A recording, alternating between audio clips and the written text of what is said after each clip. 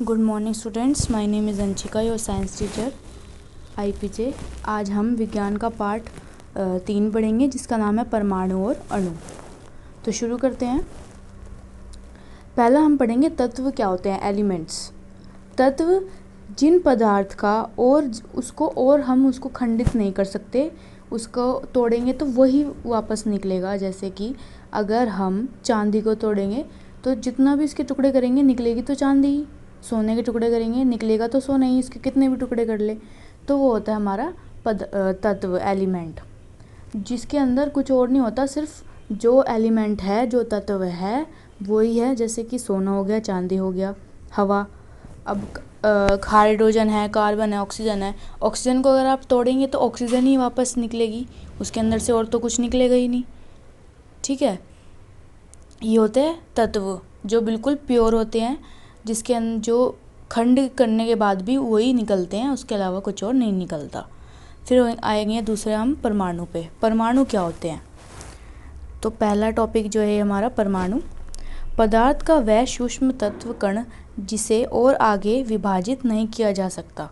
ठीक है, परमाणु सबसे छोटा, जो कहते हैं ना कि सबसे छोटा जिससे सब चीज़ बनी हुई है, वो है सबसे छोटा जो है कण है, वो परमाणु है।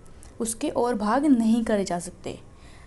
तत्व के भाग करे जा सकते हैं, लेकिन परमाणु के एक भी भाग नहीं करा जा सकता, क्योंकि वो खुद में ही एक छोटी सी इकाई है। एक सिंगल इकाई जो होती है वो है जो है हमारा परमाणु।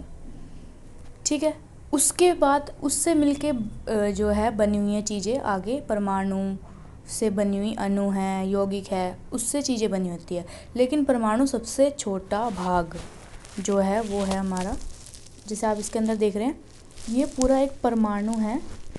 इसको हम और विभाजित कर ही नहीं सकते, ये पूरा एक परमाणु है बस।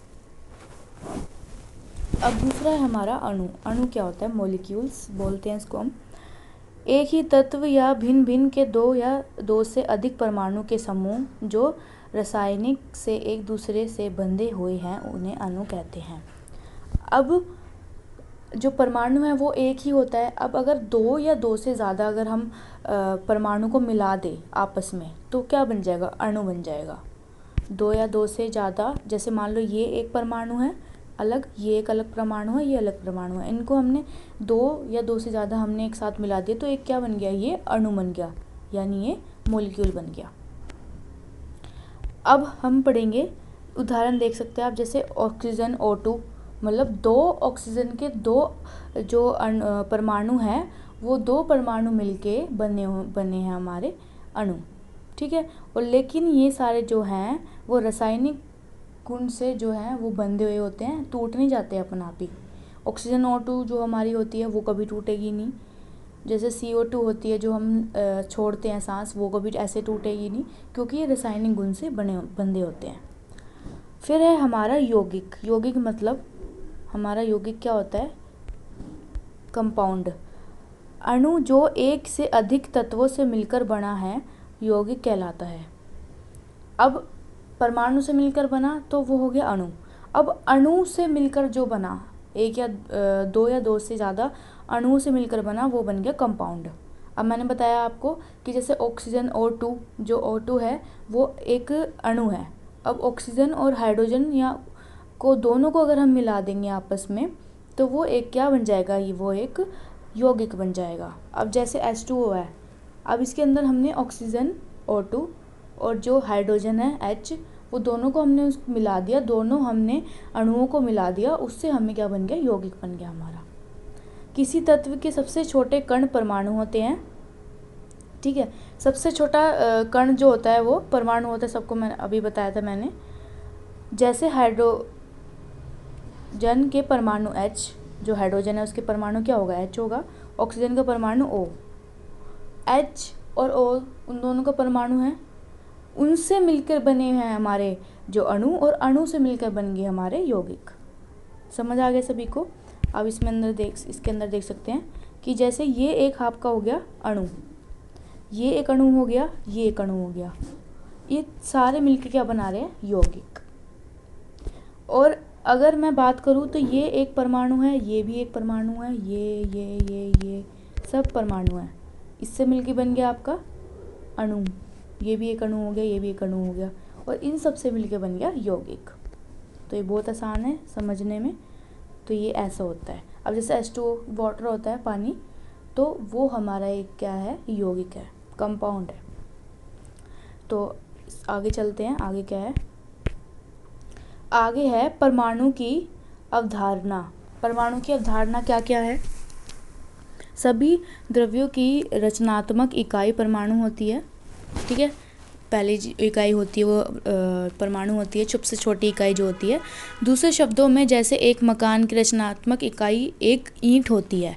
जैसे हम घर कैसे बनाते हैं, ईंट को रख रखे, एक एक ईंट को रख के हम घर बनाते हैं, ऐसी जो हमारी पदार्थ होते हैं उनकी जो रचनात्मक इकाई होती है, जिसको हम मिला मिला के बनाते हैं, वो होते हैं परमाणु, ठीक है। अब परमाणु त्रिज्या को नैनोमीटर में मापा जाता है। परमाणु को हम देख भी नहीं सकते, इतने छोटे होते हैं, बहुत ही छोटे, जिसको हम नैनोमीटर से नापा जाता है। नैनोमीटर होता है नेगेटिव में, माइनस में होता है नैनोमीटर, उसके अंदर नापा जाता है। तो अब ये देखिए आप कैसे परमाणु पदार्थ जो है बनता है, पदार्थ का निर्माण।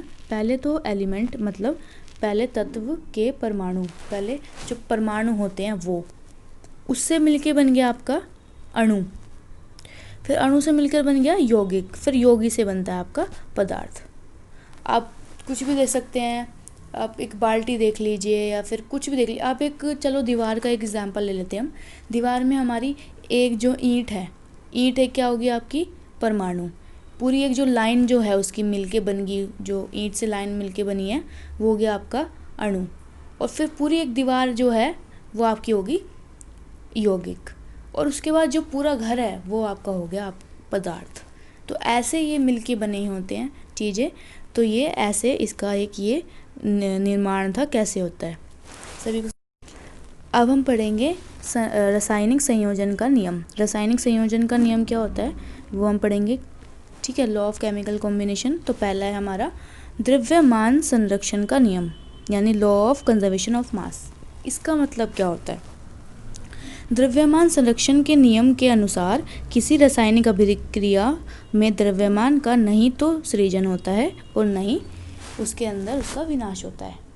अगर हम कोई भी रासायनिक अभिक्रिया करवाते हैं तो जो भी चीज़ हम उसके अंदर डालते हैं पहले क्रिया करवाने के लिए, ना तो वो कभी भी ख़त्म हो सकता, मतलब कभी भी वो विनाश नहीं हो सकता उसका, ना ही वो और ज़्यादा बन सकता। जितना हमने डाला है उतना ही हमें वापस मिलेगा वो, या तो वो उसकी ऊर्जा में चेंज हो जाएगा, जो उसके अंदर जो गर्माहट निकली है उसके अंदर बदल जाएगा, या कुछ और भी चीज़ निकल जाती है उसके अंदर बदल जाएगा, लेकिन ना ही कभी कम होगा और ना ही कभी ज़्यादा होगा। अब जैसे इसके अंदर आप देख सकते हैं कि जैसे हमने ए और बी डाला, ए और बी आप कुछ भी ले सकते हैं, मान लो ऑक्सीजन और हाइड्रोजन ले लिया, वो डाला, उसके बाद हमारा क्या बन गया, पानी। पानी बनने के बाद जो ऊर्जा निकली, ये सारा मिला के और जितना आपने डाला था दोनों एक समान होंगे, कभी भी ना ज़्यादा होगा ना ही कम होगा। इसका मतलब ये है। अब दूसरा है हमारा निश्चित अनुपात का नियम, मतलब लॉ ऑफ कांस्टेंट प्रोपोर्शन। ये क्या होता है, निश्चित अनुपात का नियम।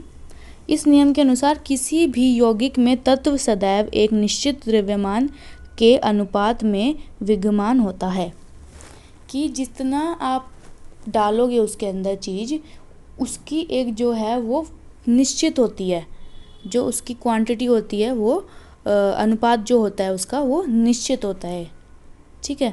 मतलब जैसे आप देख सकते हैं, मान लो आप वाटर है जो पानी है H2O में होता है, उसके अंदर जो हाइड्रोजन है वो निश्चित है कि 2 ही होंगे। हाइड्रोजन के जो परमाणु हैं वो कितने होंगे, 2 होंगे, और ऑक्सीजन के कितने परमाणु होंगे, 1 होगा। H2O होता है ना, तो हाइड्रोजन के 2, ऑक्सीजन के 1, तो ये निश्चित है। ये निश्चित है कि कितने होंगे और कितने नहीं होंगे, ये निश्चित अनुपात है। अब कुछ और भी देख लो, CO2 देख लो, कार्बन का 1 ही होगा हर चीज़ में, हर जगह, और ऑक्सीजन के 2 ही होंगे CO2 बनने के लिए, तो ये निश्चित अनुपात है। समझ आ गया? अब इसके अंदर आप देख सकते हैं जैसे CO2 है, जो कार्बन है उसका जो द्रव्यमान होता है वो एक ही होगा, मतलब उतना ही होगा जितना था, और उसमें जितने भी परमाणु हैं वो उतने ही रहेंगे जितने उसके अंदर पहले से मौजूद थे। ठीक है, ना कभी ज़्यादा होंगे ना कम होंगे। अब कभी H2O को आप H2 होता है जो पानी, उसको H2O2 तो नहीं बना सकते आप कभी भी, या CO2 को C2O2 तो कभी नहीं बना सकते। तो ये कहलाता है हमारा निश्चित अनुपात का नियम। तो ये हो गए हमारे यहाँ पे ख़त्म हो गए। अब इसके बाद हम अगला जो टॉपिक है वो पढ़ेंगे अगली क्लास में। तो यहाँ तक आप सभी को अच्छे से पढ़ना है।